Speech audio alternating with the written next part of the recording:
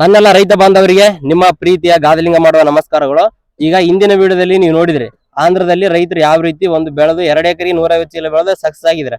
So ನಮ್ಮ ಬಳ್ಳಾರಿ ಭಾಗದಲ್ಲಿ, ನಮ್ಮ ಬಾದನಟ್ಟಿ ಆದ ಸುತ್ತಮುತ್ತ ಗ್ರಾಮದಲ್ಲಿ ಯಾಕೆ ರೈತರು ಎಷ್ಟೇ ಖರ್ಚಿಟ್ರು ಕೂಡ ಅದ್ರದ್ದು ಖರ್ಚು ಕೂಡ ಬರಲಾರ್ದಂತ ಒಂದು ಫೇಲ್ಯೂರ್ ಆಗಿದ್ದಾರೆ. ಸೊ ಅದಕ್ಕೆ ಕಾರಣಗಳೇನು, ಸೊ ಅವರು ಬೆಳೆದಂತ ಬೀಜಗಳಾಗಿರ್ಬೋದು, ಮದ್ದಾಗಿರ್ಬೋದು, ಯಾವ ರೀತಿ ಹೊಡಿತಾರೆ, ಎಲ್ಲಿ ಫೇಲ್ ಆಗ್ತಿದಾರೆ ಅಂತ ರೈತರನ್ನೇ ಕೇಳಿ ತಿಳ್ಕೊಳ್ಳೋಣ. ಓಕೆನಾ ಸರ್? ನಿಮ್ಮ ಹೆಸರು? ಕಲ್ಗುಡಪ್ಪ ಸರ್. ಎಷ್ಟು ಎಕರೆ ಬೆಳಿತೀರಿ ನೀವು ವರ್ಷಕ್ಕೆ? ನಾವೊಂದು 5-6 ಎಕರೆ 7 ಎಕರೆ 8 ಎಕರೆ ಹಂಗಿರ್ತದೆ ಸರ್. ಖರ್ಚು ಭಾರಿ ಬರ್ತಾವ ಸರ್. ಮತ್ತೆ ಖರ್ಚು ಬಾರಿ ಇಟ್ರೆ ನಿಮ್ಗೆ ಏನ್ ಲಾಭ ವರ್ಕೌಟ್ ಆಗುತ್ತಾ? ಎಲ್ಲಿ ಸರ್ ಲಾಭ? ನಾವು 3 ದಿನ ಕುಂತೋಡಿ ಎಣ್ಣೆ ಹೊಡೆದ್ರು ಕೂಡ ಅದು ಏನೋ ಡೋಸೇಜ್ ಕಮ್ಮಿ ಮಾಡ್ಯಾರು, ಏನಕ್ಕೈತೋ. ನಾವು ಅರ್ಧ ಬಿಳಿಗಾಯಿ ಅರ್ಧ ಒಳ್ಳೆ ಕಾಯಿ ಬರ್ತದವ.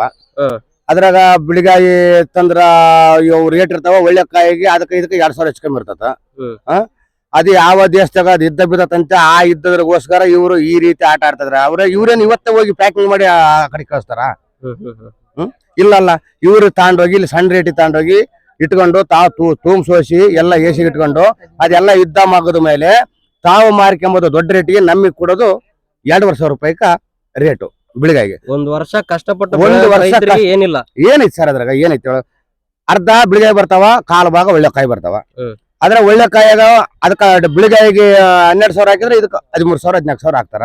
ಈ ರೀತಿ ಆದ್ರ 1 ಎಕರೆಗೆ 2,000 2,30,030 ಖರ್ಚು ಬರ್ತದೆ ಗುತ್ತಿಗೆ ಸೇರಿ. ಹಿಂದ್ಗಡೆ ಇದೇ ಓದು ನೆಕ್ಸ್ಟ್ ಮಾರ್ಕೆಟ್ ಇಲ್ಲಿ ಏನಾಗೈತೆ ಸರ್? ಒಟ್ಟು ರೇಟ್ ಆಗೈತೆ, ಚೆನ್ನಾಗೈತೆ.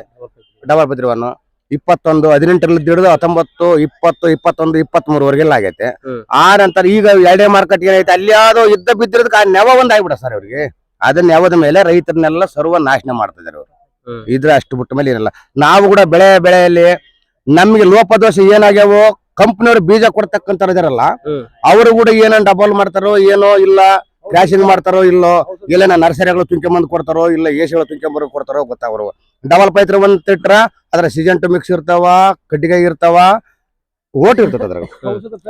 ಮತ್ತೆ ಔಷಧ ಕೂಡ ಬಳ್ಳಾರಿ ಗಡ್ಡೆಯಾಗ ಔಷಧ ತರಂತ ಕಂಪ್ನಿಗಳಿದಾವಲ್ಲ ಸರ್, ಅವ್ರು ಏನ್ ಮಾಡ್ತಾರೋ ಏನ್ ಕತೆ ಗೊತ್ತಿಲ್ಲ. ಒಂದ್ ಎಣ್ಣೆ ಹೊಡೆದ್ರ 2 ದಿನ ಕೆಲಸ ಮಾಡಕಲ್ಲ, 3 ಎಣ್ಣೆ ಹೊಡಿಬೇಕು ಅದಕ್ಕ ಅಂತ ಎಣ್ಣೆ ಕೊಡ್ತಿದಾರೆ. ಒಂದ್ ಇದು ಬೇಸತ್ತಪ್ಪ, ಇದು ಪಕ್ಕ ರಿಸಲ್ಟ್ ಐತಪ್ಪ, ಇಲ್ಲಿ ಗಾಡಿ ಅಪ್ಪಡ್ದನ, ಅಬ್ಬಾಬಾಬಾ ಏನ್ ರಿಸಲ್ಟ್ ಐತಪ್ಪ, ಅದನ್ನ ತಂದು ಹೊಡ್ರ ನಮ್ಮ ಮೊಲನ ಅವ್ರ ಅಂಗಡಿಯಾಗ ಹೋಗಿ 3 ಎಣ್ಣೆ ತರಬೇಕು. ಎಕರೆಗೆ 3,000 ರೂಪಾಯಿ ಅಂತೆ. 3 ಎಣ್ಣೆ ತಂದ್ರೆ 3 ಎಣ್ಣೆಗೆ ಸ್ವಲ್ಪ ರಿಕವರ್ ಆತತ. ಆಮೇಲೆ ಸರ್ ಇದಕ್ಕೆ ರಿಕವರ್ ಆಯ್ತಂತಂದ್ರ ಇದ್ರು ಎಂತಾನ ಅದ್ ಏನೇನು ಬಿದ್ದಿರಕ್ಲ ಅದು ಅವ್ರಿಗೆ ಏನ್ ಬಿದ್ದಿರುತ್ತೋ 1200 ಬಿದ್ರೆ ನಮ್ಗೆ 2,000 ಆಗ್ತಾರೆ.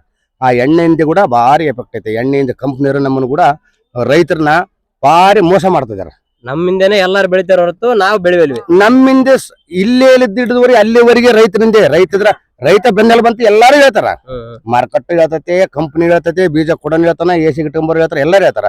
ಆದ್ರ ಮಟ್ಟಿಗೆ ರೈತನ ನೋಡುವ ಎಲುಬು ಸೀಳೋದು ಗ್ಯಾರಂಟಿ. ಸರ್ ಅವ್ರು ನಮ್ ತಗ 10,000 ತಗೊಂಡು ಅವ್ರು 30,000 20,000 ಮಾರ್ಕೊಂತಾರೆ ಸರ್. ಹೋಗಿ ಏನ್ ಸರ್? ನಮ್ ತಗ 10,000 ತಗೊಂಡು 20-30,000 ಮಾರ್ಕೊಂತಾರೆ ಎಸಿ ಗಿಡ ಸರ್ ಅವ್ರು. ಹ್ಞೂ ಸರ್. ಈಗ ಎಸಿ ಗಿಡ ತಾಕತ್ತಿಲ್ಲ ರೈತರಿಗೆ. ಇಲ್ಲ ಸರ್. ಮತ್ತೆ ಅಂತರ ಏನ್ ಮಾಡ್ಬೇಕು? ಇರು ಸರ್, ನಾವು ಕೊಟ್ಟೋಗ್ಬೇಕು. ಮತ್ತೆ ಅಂತರ ಏನ್ ಮಾಡ್ಕೊಂಡು ಇರು, ನಮ್ದು ಕೈ ಆಡಾಗ್ಲ ಕೊಡ್ಲೇಬೇಕಲ್ಲ ಸರ್ ಏನಂಬದು. ಹೌದೌದು. ಎಷ್ಟು ಎಕರೆ ಬೆಳೆದ್ರಿ ನೀವು? ನಾವು ಇದೇ 3 ಎಕರೆ 4 ಎಕರೆ ಮಾಡ್ತೀವಿ ಸರ್. ಆದ್ರೂ ರೈತರಿಗೆ ಏನು ಸುಖ ಇಲ್ಲ ಸರ್. ಆಳುಗಳು ದೊಡ್ಡ ಇದಾಗ್ಬಿಟ್ಟವ. ಮದ್ದು ಕೊಡ್ತಾರ, ಇದನ್ನ ಹೊಡಿ, ಇದಲ್ದ ಆತ ಹೊಡೆದ ನೋಡು ಹೊಡಿ, ಅದನ್ನ ಹೊಡೆದ ಒಂದ್ 3-4 ಸಲ ಹೊಡೆದ ಮೇಲೆ ಸ್ವಲ್ಪ ರಿಸಲ್ಟ್ ಬರ್ತದೆ. ಆದ್ಮೇಲೆ ಅದಕ್ಕಿನ್ನ ಫಾಸ್ಟ್ ಐತಿ ನೋಡಿ, ಬೇಸ್ ಐತಿ ನೋಡು, 4,000 ಐತಿ ನೋಡಿ ಇದು ಮದ್ದು. ಇದನ್ನ ಹೊಡೆದು ನೋಡು, ಇದು ಕಾಯಿ ಚಲೋಗಿ ಬರ್ತ ನೋಡ ಅಂತ ಹೇಳ್ತಾರ ಸರ್. ಅದಕ್ಕಾಗಿ ಅದು ಏನ ಕೆಲಸ ಮಾಡ್ತಾ ಇಲ್ಲ ಸರ್. ಈಗ ನೀವ್ ಏನ್ ಹೇಳಕ್ ಇಷ್ಟಪಡ್ತೀರಿ? ರೈತರು ಹಿಂಗಾದ್ರೆ ನಾವ್ ಏನ್ ಉಳ್ಕೋಬೇಕು ಸರ್? ಇದ್ರದ್ದು ಮೋಸ ಮಾಡೋದಲ್ಲ. ಒಂದು ಕಂಪ್ನಿ, ಒಂದು ಬೀಜದ ಕಂಪನಿಯವರು, ಒಂದು ವ್ಯವಹಾರ, ಇವು 3 ಕಲ್ತ್ಕೊಂಡು ನಮ್ಮನ್ನ ನೆಲ ಸಮಾನ ಮಾಡಕ ಶತಶುದ್ಧವಾಗಿ ನಿಂತ್ಕೊಂಡಾರ ಅವ್ರು, ಅಷ್ಟೇ ಏನಿಲ್ಲ.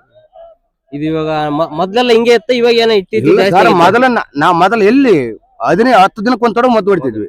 ಈಗ 3 ದಿನಕ್ಕೊಂತೊಡ ಹೊಡೆದ್ರು ಕೂಡ ರಿಕವರ್ ಆಗೋಲ್ಲ. 3 ದಿನಕ್ಕೂ ಇದನ್ನ ಹೊಡೆದ ಮೇಲೆ 4ನೇ ದಿನದಾಗ ಹೋದ್ರ ಹೊಡಿಬೇಡಪ್ಪ ಅಂತ ಹೇಳ್ಬೇಕಾ ಧರ್ಮ ಅವರು. ಇಲ್ಲ ಸರ್, ಇದು ಎಣ್ಣೆ ಮೊನ್ನೆ ಹೊಡಿದ್ವಿ ಬೇಡ ಅಂತ ಹೇಳ್ಕ, 3 ದಿನ ಆಗೈತೆ ಹೊಡೆದು, ಇದು ನೋಡಿ ಇದು ನಡೀತದೆ. ಅದು 3 ದಿನ ಹೊಡೆದಿದ್ದು 3,000 ಆಗಿರುತ್ತೆ, ಇದನ್ನ 5,000 ಮಾಡ್ತಾರೆ ಎಕರೆಗೆ.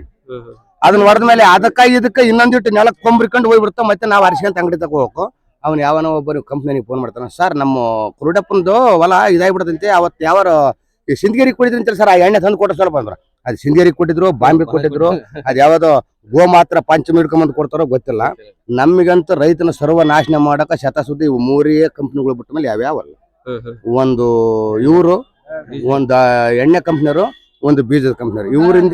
ಇವರಿಂದೇ ಸರ್ವನಾಶನ, ರೈತರು ಹಾಳಾಗಿ ಹೋಗೋದು ಇವರಿಂದ. ಯಾರ್ಯಾರಿಂದ ದೇವ್ರು ಕೊಡ್ತಿರ್ತಾನ, ಹಾಳು ಮಾಡೋದು ಇವ್ರೇ. ಸರ್ ನೀವೇನ್ ಹೇಳಕ್ ಇಷ್ಟಪಡ್ತೀರಿ? ಏನಿಲ್ಲ, ನಮ್ಮ ರೈತರ ಕಡೆಯಿಂದ ಏನಾಗ್ತೈತೆ ಅಂದ್ರೆ ಡಬಲ್ ಪತ್ರಿ ಒಂದ್ ಬೀಜ, ಸಿಜೆಂಟಾ ಕಂಪ್ನಿ ಡಬಲ್ ಪತ್ರಿ ಒಂದ್ ಬೀಜ ಫೇಕ್ ಬಂದೈತಿ. ಅದನ್ನ ನಾವು ಆಲ್ಮೋಸ್ಟ್ ಮೊನ್ನೆ ಡಿ ಸಾಬ್ರಿ ಕಮೆಂಟ್ ಮಾಡಿದ್ವಿ. ಅದನ್ನ ಸಿಜೆಂಟಾ ಕಂಪ್ನಿದು ಒಂದು ನಾವು ಹೆಚ್ಚಿಗೆ ಬೇಡಿಕೆ ಆದಂಗಲ್ಲ, ಬೀಜ ಇಲ್ಲ ಫೇಕ್ ಕೊಡ್ತಾರೆ, ನೀವು ಅಲ್ಲಿ ತಗೊಬಿಡ್ರಿ ಇಲ್ಲಿ ತಗೊಬಿಡ ಅಂತಾರೆ. ಸರ್ಕಾರ ಏನ್ ಮಾಡ್ತೈತಿ ಇದಕ್ಕೆ? ಸರ್ಕಾರದ ಜವಾಬ್ದಾರಿ ತಗೋಬೇಕು ತಾನೆ.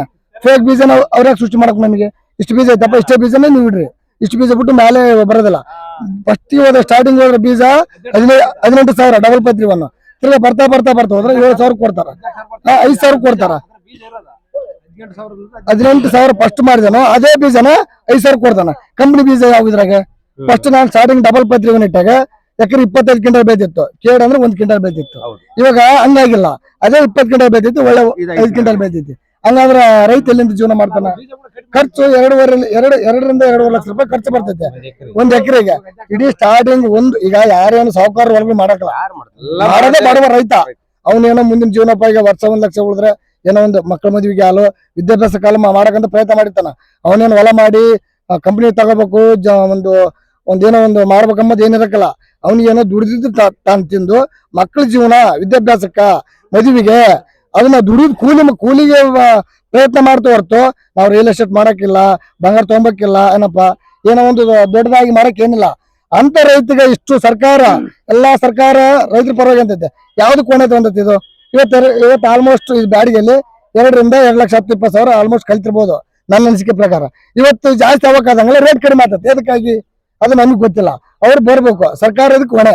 ಬಂದು ಜಾಸ್ತಿ ಕಾಯಿ ಬಂದಾಗ ರೇಟ್ ಕಮ್ಮಿ ಮಾಡೋದು, ಅದಕ್ಕಿರೋ ಬೆಲೆ ಅದಕ್ಕೆ ಇರ್ತದ. ನಾನು ಫಸ್ಟ್ ಸ್ಟಾರ್ಟಿಂಗ್ 110 ಕ್ವಿಂಟಲ್ ಊರಾಗೆ ಡಬಲ್ ಪತ್ರಿ 24,000 ಕೊಟ್ಟಿವಿ. ಅವತ್ತು 24,000 ಕಾಯಿ ಇವತ್ತು ಹಾಕಿಲ್ಲ. ಎದಕ್ಕಾಗಿಲ್ಲ? ಜಾಸ್ತಿ ಬೇಡಿಕೆ ಬರ್ತೈತೆ. ಈಗ ರೈತ ಮೇಲೆ ಎಲ್ಲ ರೇಟ್ ಇರ್ತಾರ. 24,000 ಕಾಯಿ ಇವತ್ತು 15,000 ಬರ್ತಾರಲ್ಲ, ಎದಕ್ಕಾಗಿ ಬರ್ತಾರ? ಅವಾಗ ಜಾಸ್ತಿ ಆದ್ರೆ ಅವ್ರ ಇಚ್ಛೆ ಬಂದಂಗೆ ಬರ್ಕೊಬೇಕಾಯ್ತಾ? 14 ಬರಬಾರ್ದು. ಸಿಜೆಂಟ ನಾನು 42,000 ಕೊಟ್ಟೆ, ಇವತ್ತು 25,000 ಬರ್ತಾರೆ. ಅದ್ಯಾಕೆ ಕಡಿಮೆ ಆಗ್ತೈತೆ? ಅದು ಸಿಜೆಂಟ ಅಲ್ಲನ ಕೇಳೋದು? ಅದನ್ನ ಕಡಿಮೆ ಮಾಡ್ತಾರ. ಕಡ್ಡಿ ಡಬ್ಬೆ ಸುಮಾರು ಆಂಧ್ರದಾಗ ಕಡ್ಡಿ ಡಬ್ಬೆ ಬೆಳಿತಾರ. ಅವಕ್ಕೆ ಒಂದು ಬೆಲೆ ಗಿನ್ನಿಸ್ ರೆಕಾರ್ಡ್ ಆಯ್ತು, 80,000 ಹೇಳಿದ್ರು, 90,000 ಹೇಳಿದ್ರು. ಇವತ್ತು ಆ ಬೆಲೆ ಯಾಕೆ ಬರಕಲ್ಲ? ಅವಾಗ ಅದೇ ಜಾಸ್ತಿ ಯಾಕೆ ಬರಕಲ್ಲ? ಅವರು ಈಗ ವರ್ತಕರು ಎಲ್ಲರೂ ಇರ್ತಾರ, ಅವ್ರು ₹1 ರೂಪಾಯಿ ಕಮಿಷನ್ ಮಾಡ್ತಾರ. ಬರೆಯತಕ್ಕಂಥವ್ರು ಅವರು ಮುಂದೆ ದುಡಿತಾರ. ಅವರು ₹1 ಲಾಭಕ್ಕೋಸ್ಕರ ರೈತರನ್ನ ಹೊಟ್ಟೆಪಾಡು ಮಾಡೋದು ತಪ್ಪು. ಅವರು ಅದ್ ಏನಾಗಿರ್ಲಿ, ಅದು ಏನೈತೆ ಅದಕ್ಕೆ ಸಮ್ಮತವಾಗಿ ಬೆಲೆ ಕೊಟ್ಟು ಮುಂದಿನ ಪ್ರಯತ್ನ, ರೈತರು ನಮ್ಮ ದೇಶದ ಬೆನ್ನೆಲುಬು ಅಂತೇಳಿ ಅವ್ರಿಗೆ ಸಮ್ಮತವಾದ ಬೆಲೆ ಕೊಟ್ಟು ಪ್ರಯತ್ನ ಮಾಡ್ಬೇಕು. ಅವರು ರೈತನ ತುಳಿಯಂತ ಕೆಲಸ ಅವ್ರು ಮಾಡಬಾರ್ದು. ದಯವಿಟ್ಟು ವರ್ತಕರಿಗೆ ಆಗ್ಲು, ಏಜೆನ್ಸಿಗಳಿಗೆ ಆಗ್ಲು, ಕಮಿಷನ್ ದಲಾಳಿಗಳಿಗೆ ಆಗ್ಲಿ ತಿಳಿಸೋದೇನಂದ್ರೆ, ನಿಮ್ ಇಷ್ಟ ಬಂದಂಗೆ ಬರಬೇಡ್ರಿ. ನಿಮಗೆ ಕರೆಕ್ಟ್ ರೇಟ್ ಏನ್ ಇರ್ತೈತೆ ಅದನ್ನೇ ಬರ್ರಿ. ಒಂದು ಅದು ಕೇಡಿರ್ಲಿ, ಒಳ್ಳೇದಿರ್ಲಿ, ಕಡ್ಡಿ ಇರ್ಲಿ, ಡಬ್ಬಿರ್ಲಿ, ಸಿಜೆಂಟ್ ಇರ್ಲಿ, ಅದ್ರ ಬೆಲೆ ಇರುತ್ತೆ ಅದಕ್ಕೆ ಕೊಡ್ರಿ.